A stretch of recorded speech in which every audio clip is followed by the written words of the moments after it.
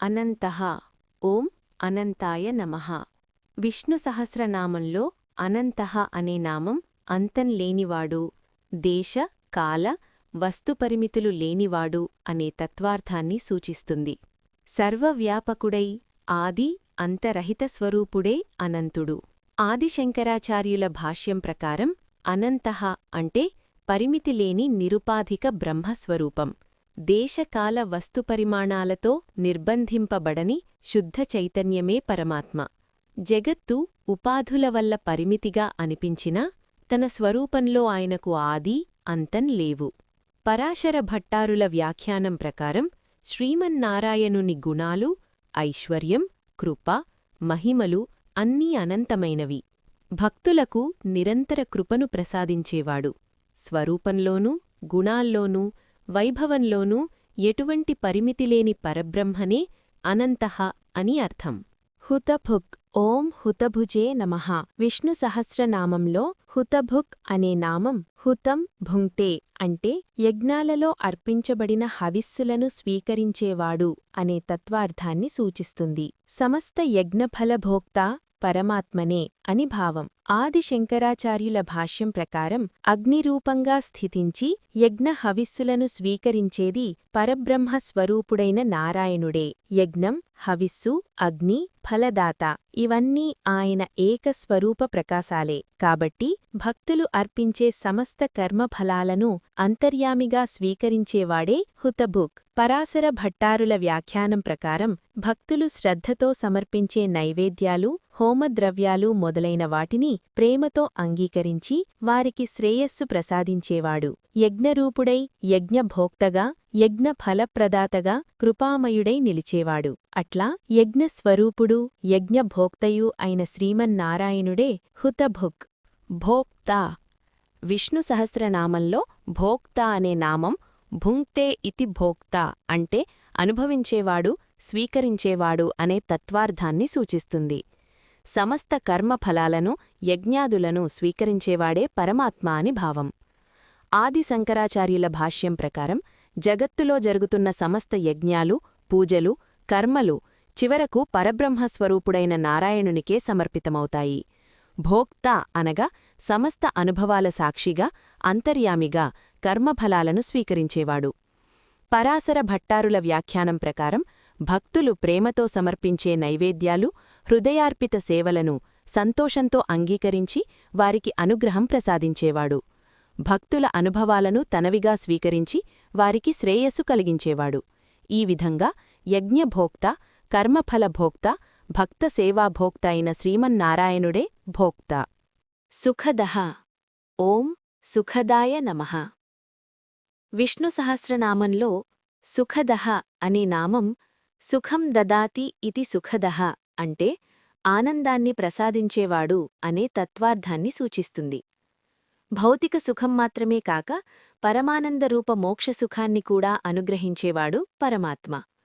ఆదిశంకరాచార్యుల భాష్యం ప్రకారం పరబ్రహ్మ సాక్షాత్కారమే నిజమైన సుఖం. ఆ జ్ఞానానందాన్ని ప్రసాదించేవాడే సుఖదః.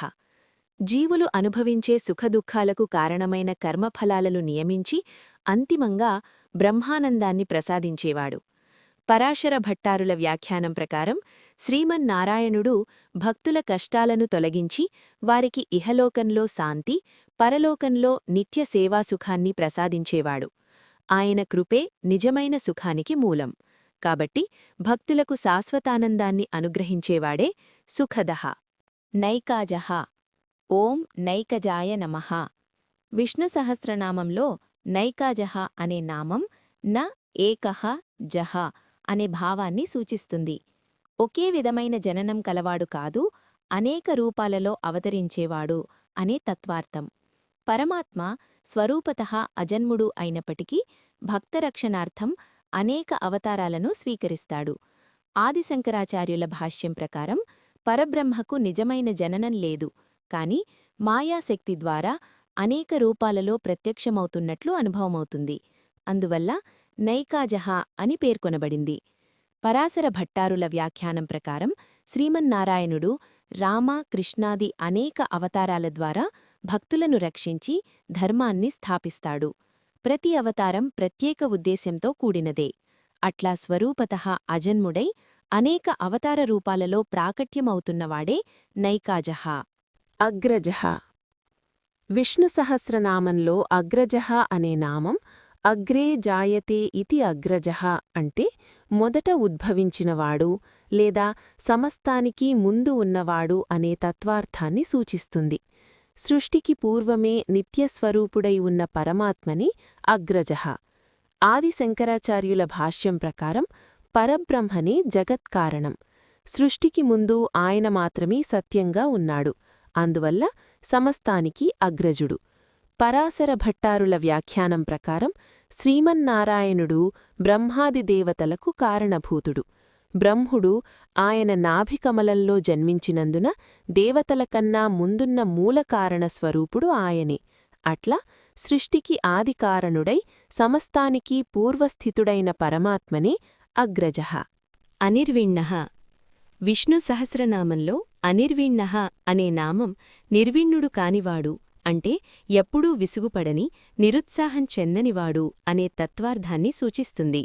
సమస్త జగత్తును సృష్టించి, పోషించి, లయపరిచే కార్యాలలో ఎలాంటి క్లేశం లేకుండా నిలిచే పరమాత్మ.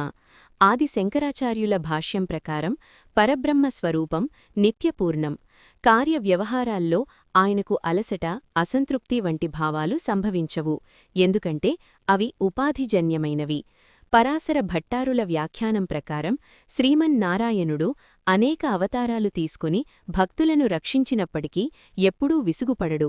శరణాగతుల రక్షణలో నిరంతర ఉత్సాహంతో ఉంటాడు. అట్లా భక్తరక్షణలో అలసటలేని నిత్యపూర్ణ స్వరూపుడైనవాడే అనిర్విణ్ణః. సదామర్షి. ఓం సదామర్షినే నమః. విష్ణు సహస్రనామంలో సదామర్షి అనే నామం సదా అమర్షి అంటే ఎల్లప్పుడూ సహనశీలుడైనవాడు, భక్తుల అపరాధాలను క్షమించేవాడు అనే తత్వార్థాన్ని సూచిస్తుంది. అమర్ష ఇక్కడ కోపం కాక సహనశక్తి అనే భావంలో గ్రహించబడుతుంది. ఆది శంకరాచార్యుల భాష్యం ప్రకారం పరబ్రహ్మస్వరూపం దోషరహితం. జీవులు అజ్ఞానవశాత్తు చేసిన అపరాధాలను సహించి కర్మఫలానుసారం వారికి శ్రేయస్సు కలిగించేవాడు. పరాశర భట్టారుల వ్యాఖ్యానం ప్రకారం శ్రీమన్నారాయణుడు శరణాగతుల తప్పులను క్షమించి వారిని విడువక రక్షించేవాడు. భక్తుల దోషాలపై తక్షణ కోపం చూపకుండా కరుణతో వ్యవహరించేవాడు. అట్లా ఎల్లప్పుడూ క్షమాశీలుడై భక్తులపై అపార కరుణ కలిగినవాడే సదామర్షి. లోకాధిష్ఠానం. ఓం లోకాధిష్ఠానాయ నమః. లోకాలకు అధిష్ఠానం అంటే సమస్త జగత్తుకు ఆధారభూతుడైనవాడు అనే తత్వార్థాన్ని సూచిస్తుంది. చరాచరభూతమంతా ఆయనపై ఆధారపడి నిలిచియున్నది. ఆది శంకరాచార్యుల భాష్యం ప్రకారం పరబ్రహ్మనే జగత్కు ఉపాదాన కారణం మరియు ఆధార స్వరూపం. యథామృత్తికే ఘటానికి ఆధారమైనట్లే బ్రహ్మమే లోకాలకు సత్యాధారము. జగత్తు ఆయనలోనే ఉద్భవించి ఆయనలోనే లయమవుతుంది. పరాశర భట్టారుల వ్యాఖ్యానం ప్రకారం శ్రీమన్నారాయణుడు అంతర్యామిగా సమస్త లోకాలలో ప్రవేశించి వాటిని ధారించి, పాలించి, రక్షించేవాడు. లోకస్థితి ఆయన సంకల్పాధీనమే. అట్లా సమస్త ప్రపంచాలకు స్థితికారణమై ఆధారస్వరూపుడై ఉన్న పరమాత్మనే లోకాధిష్ఠానం. అద్భుతః. ఓం అద్భుతాయ నమః. విష్ణు సహస్రనామంలో అద్భుతః అనే నామం ఆశ్చర్యకర స్వరూపుడైనవాడు, మనసుకు అందనివాడు అనే తత్వార్థాన్ని సూచిస్తుంది. ఆయన గుణాలు, లీలలు, వైభవం సాధారణ బుద్ధికి అతీతంగా అద్భుతంగా ఉంటాయి. ఆది శంకరాచార్యుల భాష్యం ప్రకారం పరబ్రహ్మస్వరూపం అవాచ్యము, అవ్యక్తము. ఇంద్రియాలు, మనస్సు చేరలేని అతీత చైతన్య స్వరూపమే అద్భుతత్వానికి కారణం. జగత్తు సృష్టి మొదలైన కార్యాలు కూడా ఆయన మాయాశక్తి వల్ల ఆశ్చర్యరూపంగా ప్రత్యక్షమవుతాయి. పరాశర భట్టారుల వ్యాఖ్యానం ప్రకారం శ్రీమన్నారాయణుని అవతారాలు, భక్తరక్షణ లీలలు, దివ్యమంగళ విగ్రహ సౌందర్యం అన్నీ అద్భుతములు. భక్తులు ఆయన మహిమను దర్శించి విస్మయభరితులవుతారు. అట్లా గుణ లీలా స్వరూప వైభవాలలో ఆశ్చర్యకరుడైన పరమాత్మని అద్భుతః